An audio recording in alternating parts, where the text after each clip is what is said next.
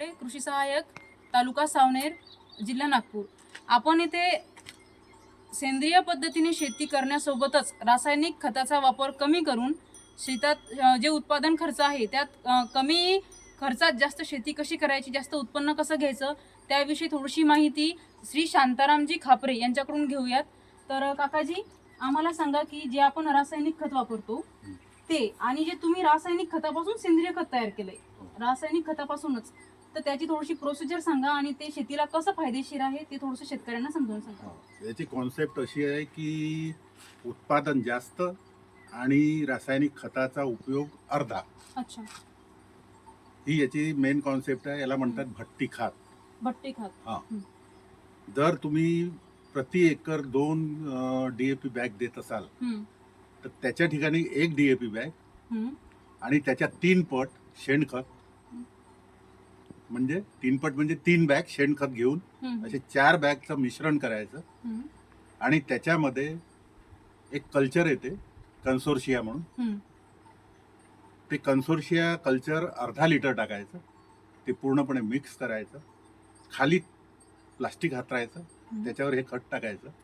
असं इकडे दाखवून दे व्हिडिओच्या प्रमाणे, इकडे धावचा व्हिडिओ करून हे खत टाकून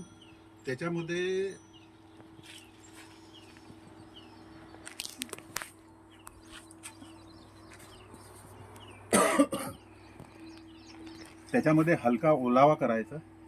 ओलावा करून खाली ताडपत्री हातरून त्याच्यावर अंथरून त्याच्यावर हे खत टाकायचं आणि वरतून सुद्धा एक ताडपत्री टाकायची त्याच्यावर आणि त्याला एअर टाईट पॅक करायचं।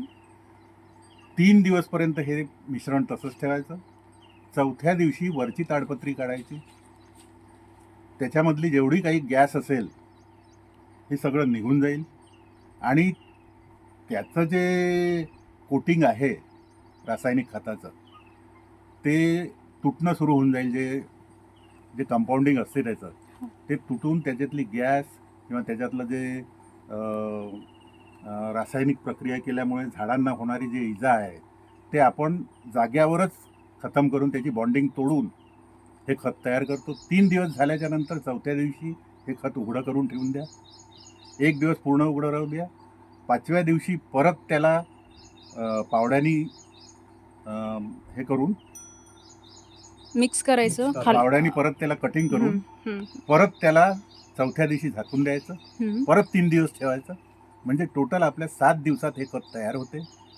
जे खत आपल्या शेतामध्ये आपण DAP देतो, युरिया सोडून द्या, DAP देतो किंवा सिंगल सुपर फॉस्फेट देतो किंवा पोटॅश देतो, हे दिल्याच्या 21 दिवसानंतर लागतात।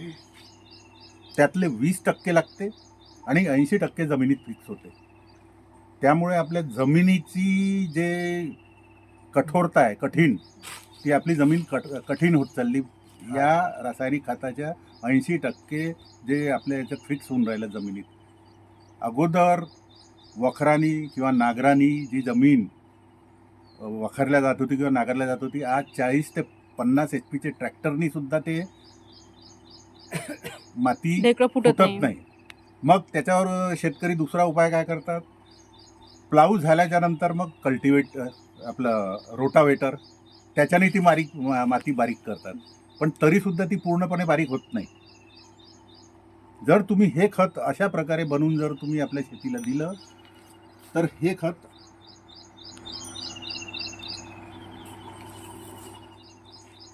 अशा प्रकारे जर आपण खत बनवून दिलं तर हे खत आपल्याला 80% जमिनीत लागते। 20% जो त्याचं जे गॅसेस वगैरे आहेत ते ह्या प्रक्रियेमध्ये निघून जातात आणि लागणारं खत हे 24 तासात लागते आणि 90 दिवसापर्यंत लागत राहते। जर तुम्ही उत्पादन जर तुम्हाला वाढवायचं असेल आणि खर्च कमी करायचा असेल तर याचा वापर केल्याच्या नंतर तुम्ही पहिल्या वर्षी फक्त अर्धा करा, येणाऱ्या 2 ते 3 वर्षात तुमचं अर्ध्यापेक्षा अर्ध होऊन जाईल।